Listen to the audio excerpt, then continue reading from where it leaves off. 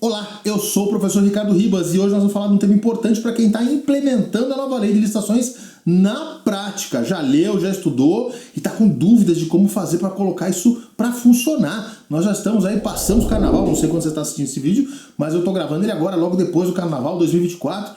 E estamos preocupadíssimos, tem muita gente que não está conseguindo implementar a nova lei de licitações. Como é que eu faço, portanto, um registro de preços para dispensa e inexigibilidade? Quem pode fazer? Quais são as condições? Qual é o passo a passo? Eu publico, não publico? É contrato, é ato? Como é que eu faço isso tudo? Como é que eu não cometo erro grosseiro? Fica até o final que eu vou falar de erro grosseiro nesse procedimento. Cuidado! Tem uma informação importante sobre isso. Vamos começar então. Mas, Ricardo, por que é importante eu fazer um registro de preços para dispensa e inexigibilidade? Para responder isso, a gente tem que saber a diferença entre o registro de preços e um contrato comum.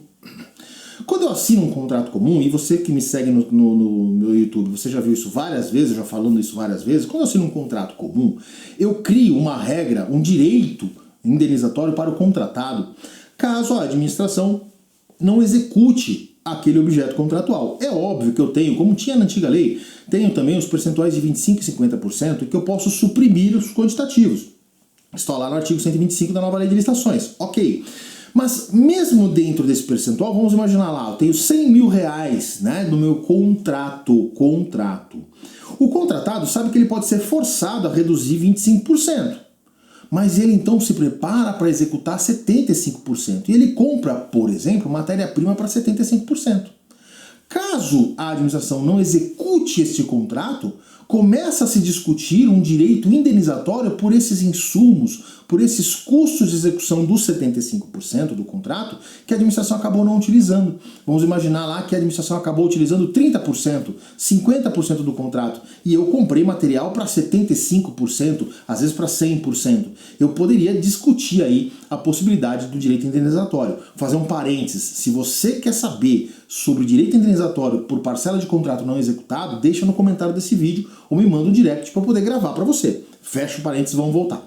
Bom, essa é a natureza do contrato. O registro de preços serve justamente para fugir disso. Porque no registro de preços eu vou dizer, olha, mercado privado, fornecedores, eu, administração, tenho a intenção, eu tenho a perspectiva, né, de consumir 100 mil reais desse item, desse serviço, desse produto, mas eu não quero ter a obrigação. Eu só vou pagar por aquilo que eu efetivamente consumir, seja for produto ou serviço. E aí, se eu não consumir tudo, você não tem direito à indenização. É óbvio, vamos fazer um segundo parênteses. Se a execução da ata de preços for muito diferente do quantitativo informado, a jurisprudência também já disse que pode-se discutir uma indenização aí por falha de planejamento. Mas se for uma variação, né, relativamente pequena, o que é hoje em dia relativamente pequena? Entre 20% e 25% a jurisprudência tem aceito, essa diferença não criaria, né, para o contratado direito indenizatório nenhum. Ou numa situação excepcional, né, nós tivemos aí 2020, 2021, comecinho de 2022, eu não vou falar o nome, né, para não desmonetizar o vídeo, mas nós tivemos uma situação de saúde importante nesse período, né? Teve gente que vendeu copinho para a administração pública, copinho de café, todo mundo estava em casa, não vendeu nada, né? Não entregou nada, participou do registro de preços, né, 100 mil reais de copinho plástico e acabou não vendendo nada. Quer dizer, podem existir exceções à regra, né, que no registro de preços também não criaria nenhum tipo de direito indenizatório. Então essa é a importância do registro de preços frente a um contrato comum.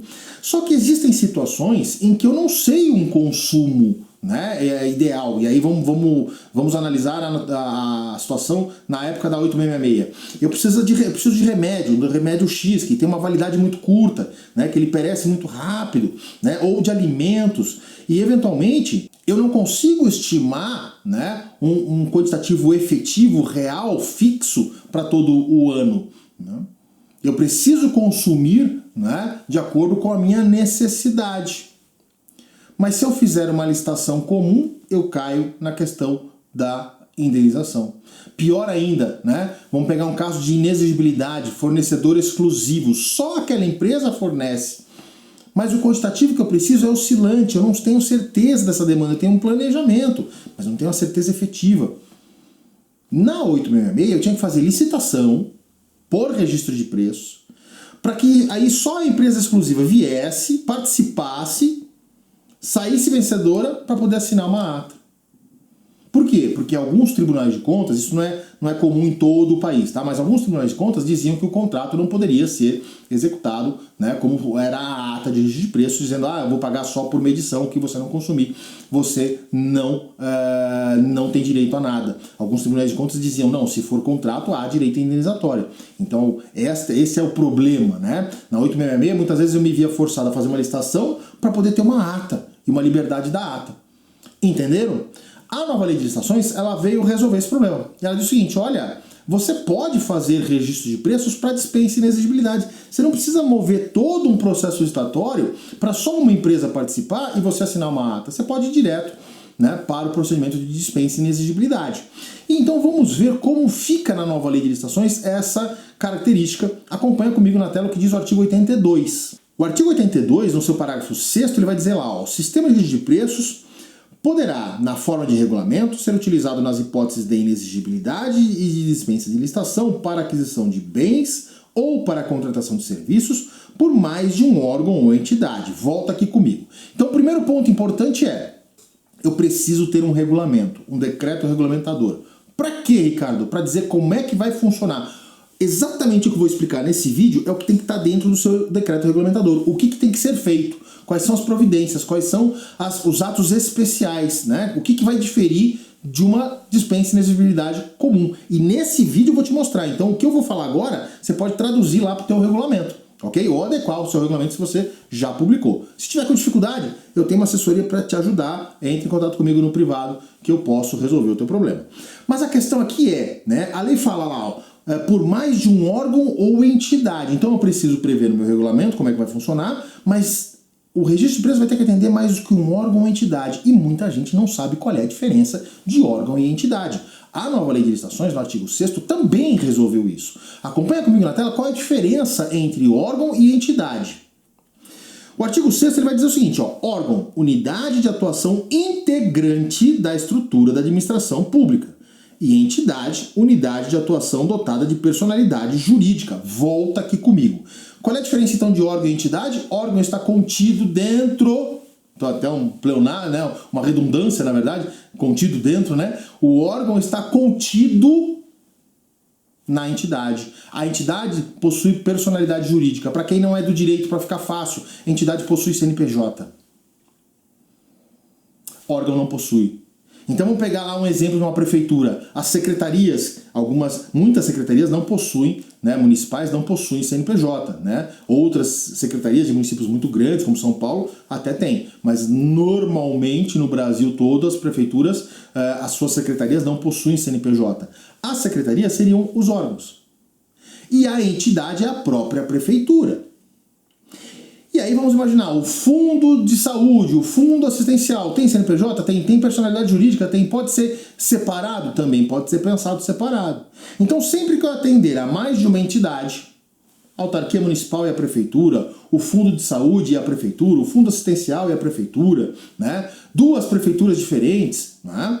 A prefeitura e um consórcio municipal, né? Já daria para fazer. Ou dois, quando atender mais de um órgão dentro da própria entidade. Aquele registro de preço vai servir para a Secretaria de Turismo e de Agricultura, vai servir para a Secretaria de Saúde e vai servir para a Secretaria de Educação. Vamos imaginar que eu estou licitando, por exemplo, alimentos, né? Eu preciso fazer tanto a merenda escolar quanto a alimentação do paciente, né? Eu posso fazer um registro de preços, né? Eventualmente para dispensa, né? Se couber no valor para dispensa, né?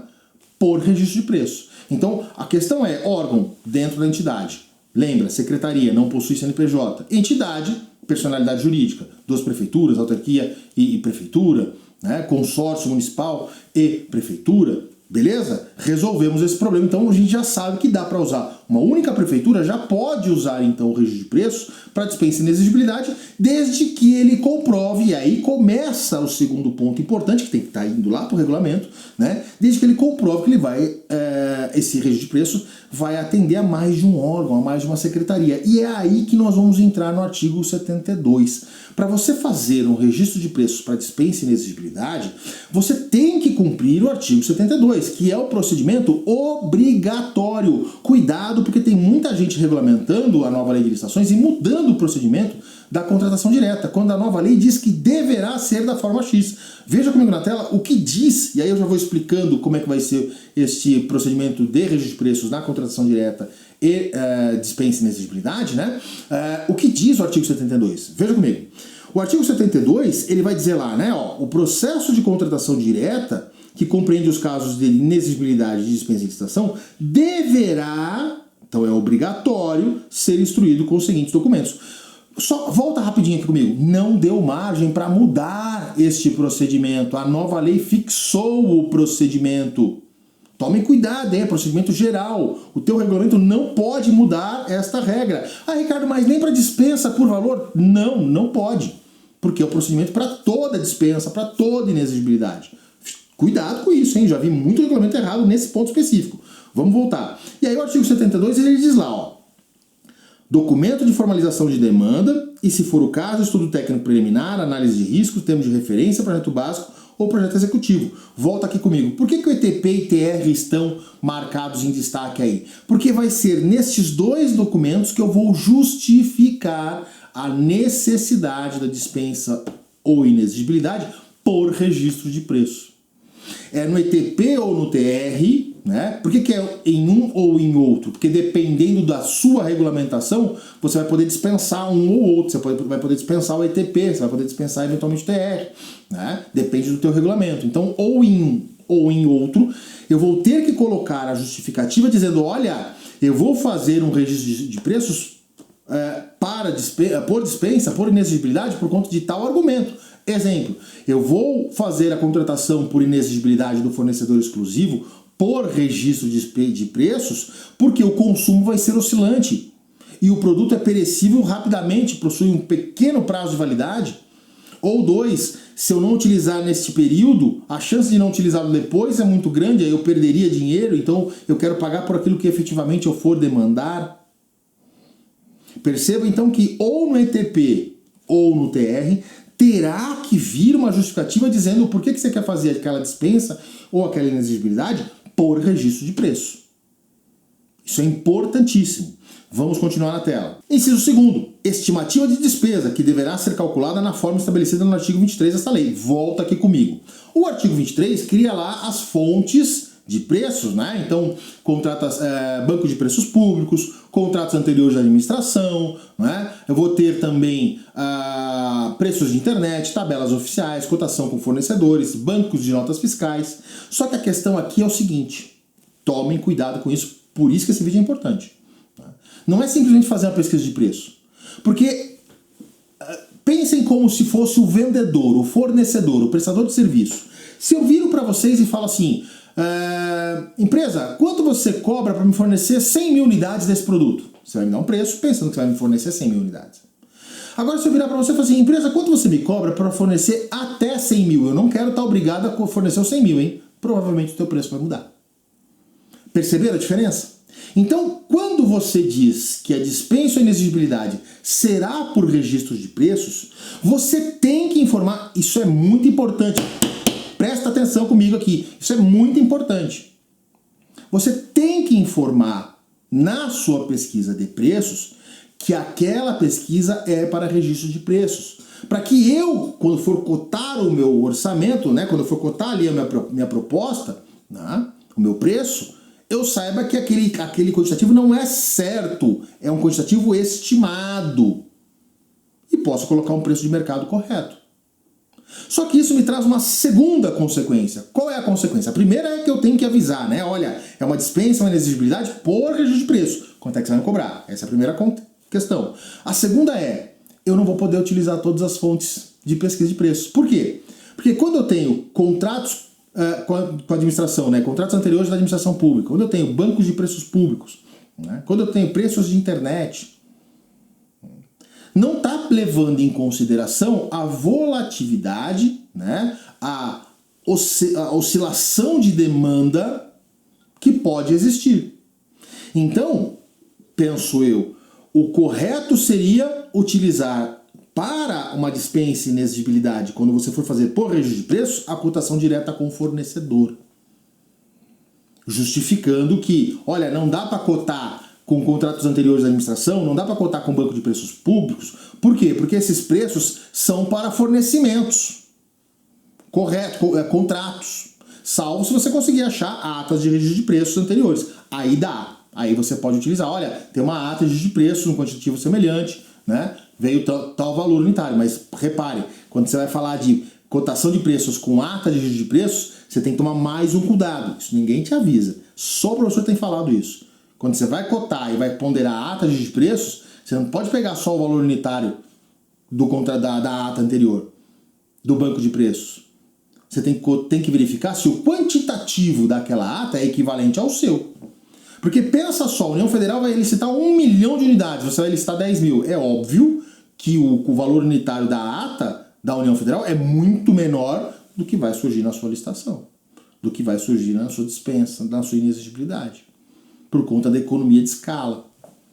Então, sempre que você for cotar preços para dispensa e inexigibilidade por registro de preços, eu recomendo que você faça a cotação com o fornecedor, avisando, olha, fornecedor, é para registro de preços, ou 2. Se for pegar preços de contratos anteriores, de atas anteriores da administração pública, na verdade, né, e de bancos de preços, se assegure de que o quantitativo da ata que você está utilizando o preço unitário para a base do teu preço seja um quantitativo equivalente, próximo ali, né, 10, 15, 20%, né, daquele seu quantitativo, para que você não fuja muito do valor real. Por quê? Porque senão você vai ter problema na justificativa do preço. Isso pode resultar em sobrepreço, isso pode resultar numa inexigibilidade, numa inexecuibilidade, perdão, né? Você pode ter aí todo o teu procedimento do artigo 72 infrutífero por conta disso, por conta da tua reserva orçamentária. Então tome muito cuidado com isso, ok? E aí então, vamos voltar, né? Você justificou no ETP ou no TR, você fez corretamente a pesquisa de preços, aí você vai seguir o artigo 72. Normalmente eu vou colocar aqui na tela com letra até menorzinha para a gente poder passar, para a gente chegar na última observação importante, né? Então acompanha comigo na tela. Você vai dizer o seguinte, vai passar pelo parecer jurídico, parecer técnico, demonstrações da compatibilidade da previsão de recursos orçamentários com o compromisso a ser assumido, comprovação de que o contratado preenche os requisitos de habilitação e qualificação mínima necessária, razão da escolha do contratado, justificativa do preço, autorização da autoridade competente. Esses itens aqui, volta aqui comigo, esses itens aqui eu já expliquei num outro vídeo sobre contratação direta, tá? Se você não sabe como fazer esses itens, vai lá no meu canal, porque tem vários vídeos sobre contratação direta explicando cada passo, cada item desse, como executar cada um desses. E aí a questão que vem é, tá, Ricardo, eu justifiquei no ETP ou no TR, eu fiz a pesquisa de preços corretamente, eu segui todos os demais passos, cheguei no final, eu assino um contrato ou uma ata. Se você falar contrato, não tem sentido a gente estar assistindo esse vídeo, porque você voltou para a regra principal, que é de criar aquele direito indenizatório, lembra? Né? Você vai fazer o quê? Você vai celebrar uma ata de registro de preço, porque ela te dá a liberdade do consumo oscilante. Ah, Ricardo, e aí a cada fornecimento eu vou assinar um contrato? Não, a própria nova lei de licitações diz que não precisa. Que você não precisa ter um contrato a cada fornecimento, a cada contratação, a execução da ata. Você pode ter só a nota de empenho. E aí olha que interessante. O registro de preços na dispensa e na inexigibilidade, ele interfere na tua justificativa do porquê de usar registro de preços, interfere na tua pesquisa de preços e vai interferir lá no final que você vai assinar uma ata de registro de preços. E não vai necessariamente assinar um contrato, vai só emitir a nota de empenho. Agora, onde é que está o erro grosseiro que eu falei no começo do vídeo? Está aqui, ó, está no artigo 73. Veja comigo na tela. Na hipótese de contratação direta indevida ocorrida com dolo ou fraude ou erro grosseiro, o contratado e o agente público responsável responderão solidariamente pelo dano causado ao erário, sem prejuízo de outras sanções legais cabíveis. Volta aqui comigo. O que é o erro grosseiro? O erro grosseiro é aquele erro cometido pelo agente público em específico quando ele deixa de aplicar a lei, quando ele deixa de aplicar corretamente a lei, quando ele não, por exemplo, né, quando ele não regulamenta a dispensa e inexigibilidade para o registro de preços, como eu estou falando neste vídeo, e faz de forma errada. O Tribunal de Contas pode chegar e falar assim, vem cá, amigão, você não regulamentou corretamente, você fez do seu ouvido. Vou te punir aqui com uma multa. Ou 2, você não justificou o porquê do registro de preço na dispensa, na inexigibilidade. Vou te punir com uma multa. E um bônusinho, né? Então toma muito cuidado aí com essa questão do erro grosseiro, tem que regulamentar e cumprir esses passos. E um bônusinho, né? O pessoal pergunta, professor, nessa dispensa por valor, eu posso fazer registro de preço também? Pode, Não há problema nenhum. A única questão é que eu vou ter que publicar o aviso de intenção de dispensa de licitação, né? Aguardar os 3 dias úteis para consolidar os preços e aí seguir para a habilitação, o item habilitação e justificativa da escolha do contratado e do valor, para depois chegar na autorização da autoridade competente. É basicamente isso. Ricardo, bônus 2, eu estou muito bonzinho nesse vídeo. Bônus 2, né? Ricardo, é para quem fica até o final, né? Bônus 2. Ricardo, eu posso regulamentar que o aviso de intenção de dispensa de licitação será obrigatório a partir de X valor? Não, não pode. Por quê? Porque a lei não criou essa regra. A lei disse, se a dispensa for por valor, lá dos artigos 75, inciso 1º e 2º, você tem que fazer o aviso de intenção de dispensa de licitação. E esperar o prazo de 3 dias úteis para receber eventuais novas propostas. Então você não pode criar, eu só vou cumprir a regra da lei se for acima de X mil reais. Não pode. Não pode. Você tá legislando em vez de regulamentar. Cuidado com a função do decreto regulamentador. Ele não pode inovar a lei, não pode ir além da lei. Resumidamente, então, como eu faço uma dispensa, uma inexigibilidade por registro de preços? Simples. Né? Simples. No teu ITP e TR justifica a necessidade de ser por registro de preços. 2. Justifica que vai alcançar mais de uma entidade ou órgão. 3. Na tua pesquisa de preços, toma cuidado de informar que é para registro de preços. Segue toda a vida no artigo 72, nos outros itens, sem problema nenhum. Quando chegar no final, ao invés de você assinar um contrato, você assina uma ata de registro de preços e, obviamente, vai publicar a ata de registro de preços, né, ou a autorização dessa contratação, vai publicar aí a ata de registro de preços nos termos da nova lei de licitações. Eu sou o professor Ricardo Ribas. Se você gostou desse vídeo, eu espero que você comente, compartilhe, né, salve esse vídeo, ative o sininho, siga o canal. Se não me segue ainda, cara, você não vai evoluir aí na nova lei de licitações. Fica comigo toda semana um vídeo novo sobre licitações. Eu te agradeço a ficar até comigo até agora e te vejo no próximo vídeo. Tchau!